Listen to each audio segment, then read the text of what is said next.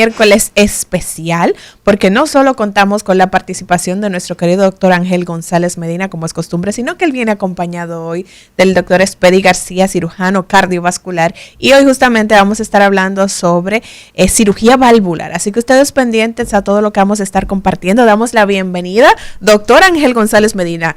Reciba a su invitado del día de hoy. Bueno, buenos días por lo menos, porque ahorita con la intervención, doctor, buenos días a todos, buenos días Lee, buenos días a los compañeros de los controles y sobre todo pues los buenos días al doctor Espedi García, un amigo cirujano cardiovascular que nos llena de orgullo. Claro. Su formación, su trabajo, no solamente por ser un excelente profesional, sino por su calidad humana, que es el complemento más importante que necesita un ser humano en su labor, no importa cuál sea. Así es. Espedi, para nosotros un gratísimo placer tenerte una vez más por acá, aunque te echamos muy de menos, pero por lo menos de vez en cuando vienes por acá, pues nos sentimos muy satisfechos que estés con nosotros y que podamos orientar a la población sobre diversos aspectos, en este caso sobre la cirugía cardiovascular.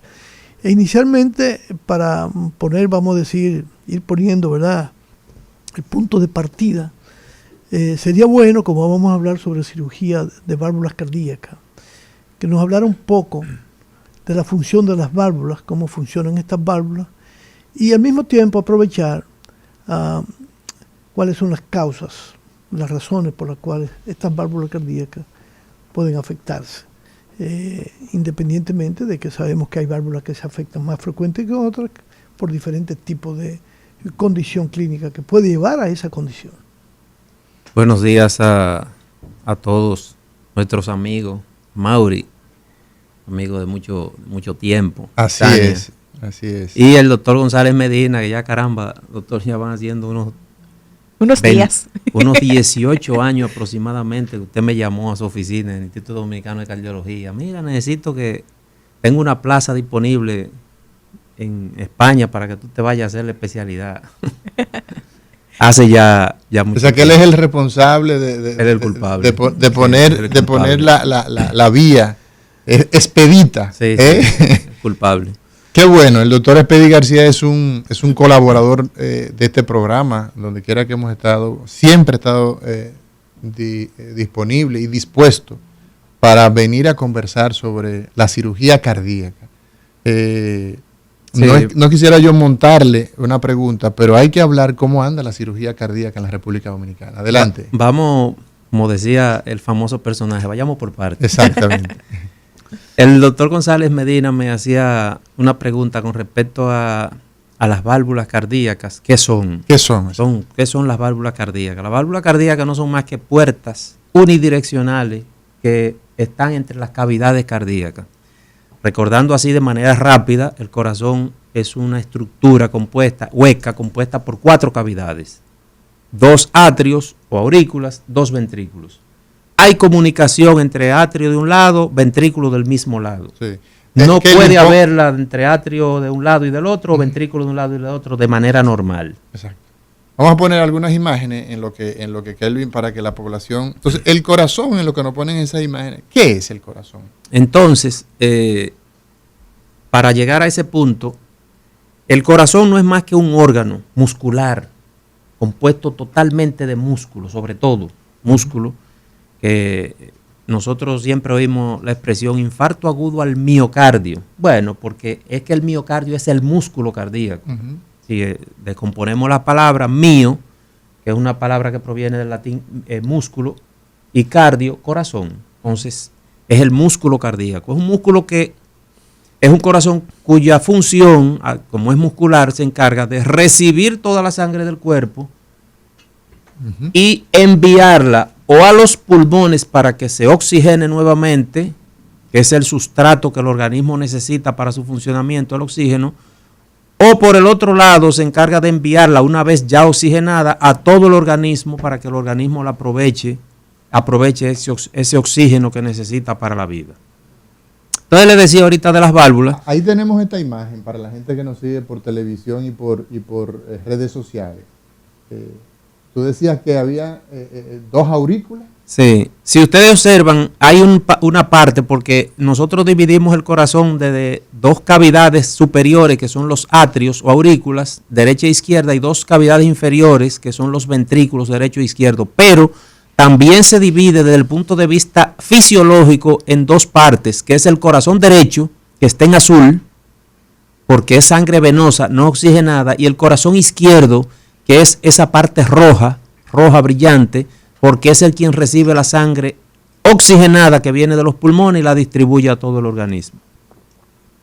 Entonces los atrios reciben sangre.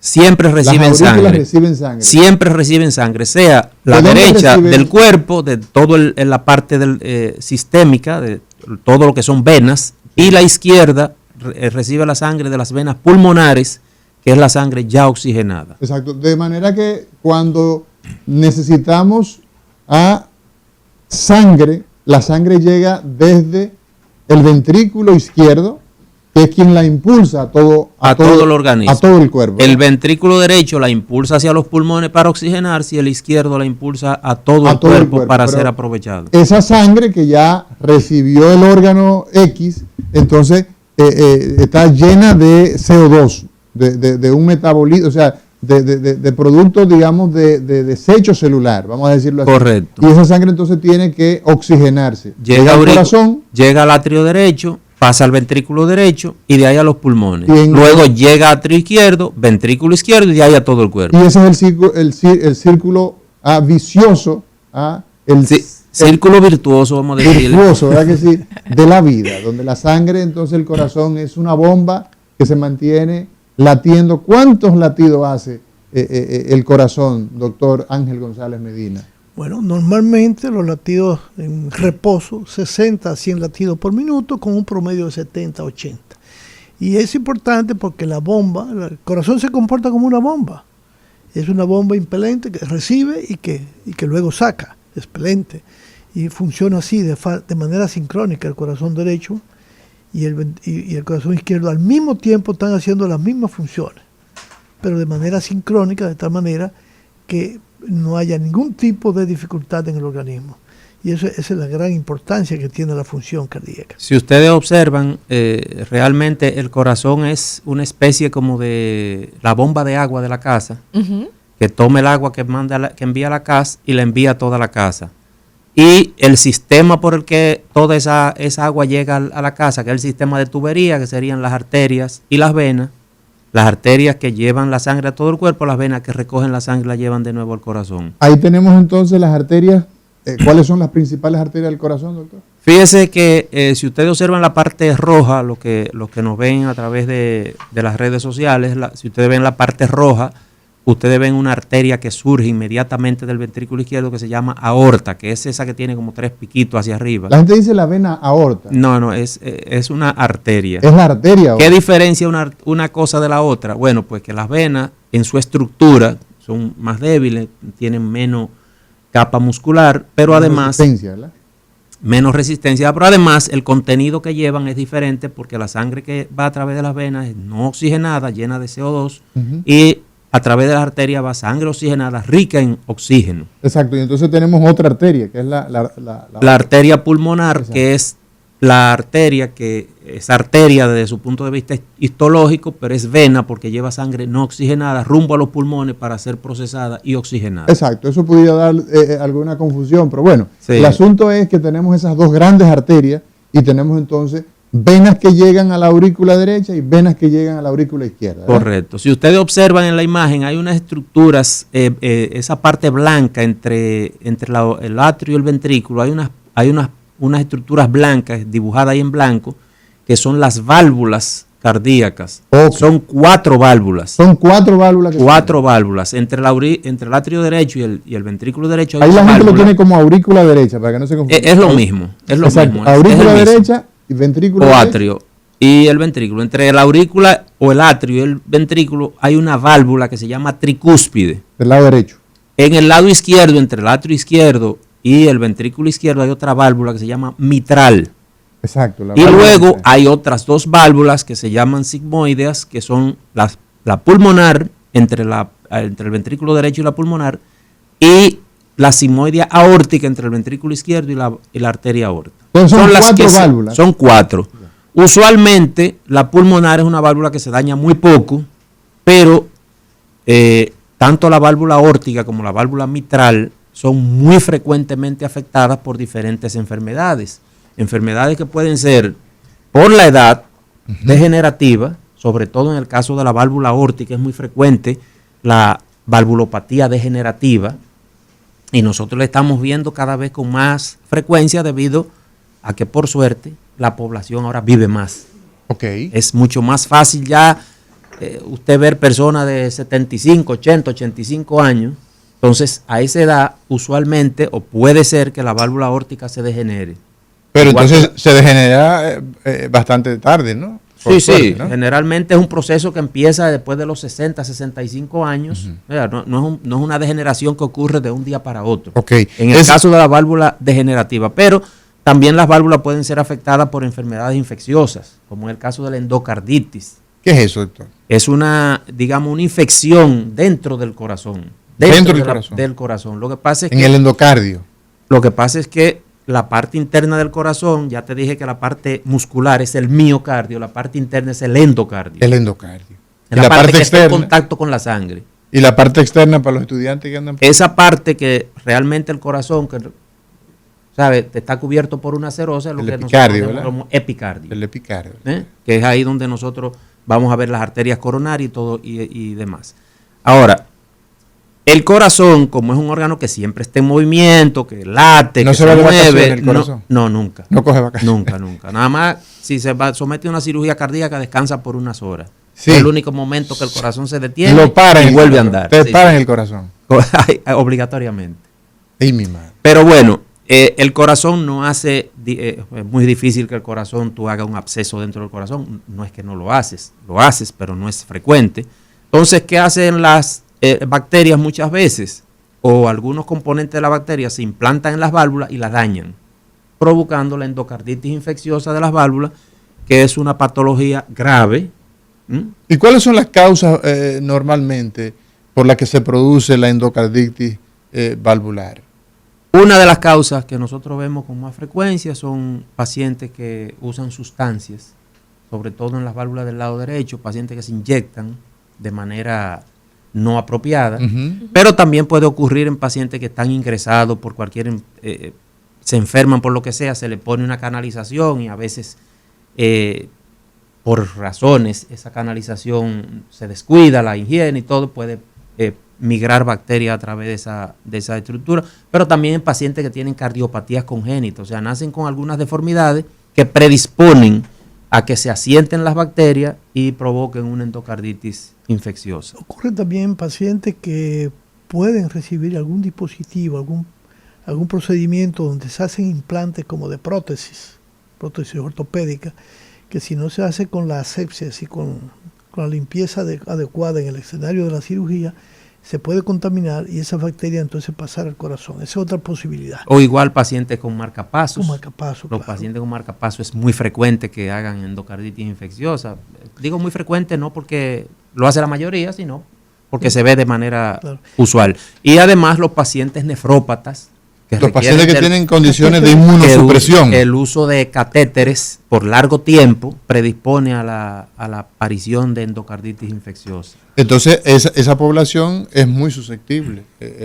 Los pacientes es una población para estos fines, es una población de alto riesgo. De alto riesgo. Es muy importante recordar ahí que tú sabes que el 20%, aquí todavía no tenemos cifras establecidas, pero el 20% de la población puede tener aumento de los niveles de lipoproteína A, lo que le llamamos lipoproteína pequeña. Y esa es una condición, cuando los valores son importantemente aumentados, también en degenerar en una valvulopatía aórtica, estenosis aórtica, es una de las complicaciones. Y aunque se va desarrollando lentamente, también aparece como una complicación de esa condición. Eso es sumamente importante. Y además hay otras vulnerabilidades. La válvula mitral, por ejemplo, es afectada por la cardiopatía isquémica. La cardiopatía isquémica va dañando el músculo cardíaco con el tiempo y puede dilatar el anillo de la válvula mitral, provocando una insuficiencia de la válvula mitral. como yo le explicaba al principio, las válvulas son puertas unidireccionales, permiten el paso de sangre de una cavidad a otra, de atrio a ventrículo. Como los cheques que utilizan los plomeros. De los plomeros. Nosotros, en realidad, a veces yo le digo a los pacientes de manera jocosa, nosotros trabajamos con plomería, pero fina.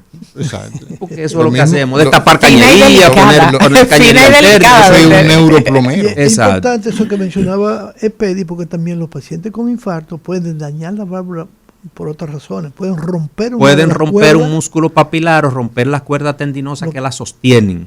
Entonces, eso provoca insuficiencia o regurgitación de las válvulas que a veces amerita corrección quirúrgica. Y aguda. Claro. A mí me parece interesante, doctor Epedi García, doctor Ángel González Medina. Nosotros sabemos cómo andamos con algunas enfermedades que representan enfermedades importantes para la salud pública y que los pacientes desconocen que las padecen, el tema de la hipertensión, el tema de la diabetes. Cuando se daña una válvula en el corazón, ¿el paciente tiene algún tipo de manifestación o síntoma que le prenda las alarmas y lo haga ir en busca de atención, o puede seguir con su vida normal con esa válvula dañada y el corazón no funcionando adecuadamente? Eso depende. Eso depende si tú tienes un daño agudo o un daño progresivo. Okay. Porque en el caso, por ejemplo, de una cardiopatía isquémica que te puede provocar una insuficiencia mitral aguda, en el caso de una endocarditis que te puede provocar una insuficiencia valvular aguda, las manifestaciones pueden ser rápidas, pueden ser violentas. El paciente cae de manera aguda en una falla cardíaca y eso, lógicamente, es una manifestación rápida. Claro. El paciente puede incluso llegar a la emergencia con un cuadro de un pulmonar agudo, que muchas veces se confunde. El paciente tiene un edema agudo de pulmón y entonces se confunde. A veces, mire, un problema pulmonar, un problema respiratorio, pero el problema no es respiratorio, el problema es cardíaco de base. Porque el corazón no puede entonces, doctor, no puede. ¿Qué es lo que pasa entonces en el corazón cuando ocurre ese fallo agudo? No puede manejar no puede manejar el volumen. Si por ejemplo es la no puede sacar la cantidad de sangre que le llega. Al contrario, se devuelve hacia atrás. Se devuelve, sobre todo en la lesión de la válvula mitral. Rellena los pulmones de agua, de líquido. A veces la endocarditis perfora la válvula aórtica, la rompe. También la válvula mitral puede romper cuerda tendinosa y eso agrava la situación. Obviamente hay pacientes que tienen valvulopatía adquirida, por ejemplo por una cardiopatía reumática, que puede pasar años asintomática. ¿En qué consiste la cardiopatía reumática, doctor? Es la consecuencia de haber padecido una fiebre reumática aguda. ¿Y qué es la fiebre reumática aguda? Es una respuesta a una infección que ha ocurrido por una bacteria que se llama Streptococcus beta hemolítico, que afecta fundamentalmente la garganta. En esas amigdalitis que le da a los niños, por eso es tan importante a los niños tratarlos adecuadamente, porque incluso puede pasar hasta desapercibido. Una amigdalitis complicada puede terminar dañando el corazón. Claro que sí, y los riñones también. Y la piel. Y la piel también. Y entonces, ¿cuán frecuente? Y otras manifestaciones clínicas, inclusive neurológicas. ¿Cuán frecuente es en nuestro medio el que casos de amigdalitis mal manejado terminen siendo operados? Lamentablemente sigue siendo alto. Lamentablemente sigue siendo alto y hago énfasis en el lamentablemente porque es un problema que depende mucho del subdesarrollo, depende mucho de las condiciones en las que vive el individuo, porque en los países desarrollados, en los países del primer mundo, prácticamente es una enfermedad que ha sido erradicada. Y te pongo como ejemplo anecdótico, en el centro donde yo hice cirugía cardíaca, haciendo más de 200 válvulas mitrales por año, yo solamente vi 2 estenosis mitrales reumáticas. O sea, la estenosis mitral casi por definición, cuando hay una estenosis mitral es reumática. Así es. Yo solamente vi 2 y eran 2 extranjeros. Exacto. O sea, en los países del primer mundo tú no ves la valvulopatía reumática, prácticamente. Porque se trata adecuadamente el problema, ¿no? Inicialmente, claro, la niñez. Exacto. Se detecta y se trata como debe ser. ¿Y qué tienen esos países desarrollados para tratar a la amigdalitis, ¿verdad?, que no tenemos acá? Tenemos lo mismo. El problema es un problema de hacinamiento. Y lo que yo te decía ahorita, muchas de estas faringoamigdalitis o amigdalitis el paciente no tiene síntomas. Una gran proporción a veces no tiene síntomas. Y en la otra proporción hay un descuido en el manejo. A veces por no ponerle una inyección, que es lo ideal, un antibiótico que se pone inyectable, que cura inmediatamente. Penicilina. Entonces, ¿qué pasa? Que a veces por no poner... No ha muerto la penicilina. La penicilina sigue siendo útil. Para el estreptococo etemolítico, ¿perdón? Para sífilis, sigue siendo... El caso de sífilis, por ejemplo. Sigue siendo el tratamiento ideal. Sí. Y en muchos casos de endocarditis ya no tanto, porque la cantidad de bacterias que tenemos ahora que son responsables, porque muchas endocarditis ahora vienen por afección valvular, por infección de las válvulas protésicas, de las válvulas metálicas, que son más vulnerables a contaminarse. Ese es otro capítulo, porque aparte, no es lo mismo hablar de endocarditis en válvula nativa, o sea, la que yo traje de fábrica, que endocarditis en válvula protésica. O sea, el paciente se operó por la razón que sea. Y se le puso una prótesis. Y entonces infectó esa prótesis. Eso es una tragedia, una desgracia. Es una desgracia. Bueno, señores, hoy conversamos con el doctor Espedi García, cirujano cardíaco, y es invitado el doctor Ángel González Medina porque los miércoles aquí se habla de corazón, aquí se habla de hipertensión. El día de hoy, cirugía cardíaca, y específicamente estamos hablando de cirugía valvular. ¿En qué momento entonces hay que proceder a operar el corazón? ¿Y qué es lo que se hace? ¿En qué consiste la cirugía valvular? Ya volvemos.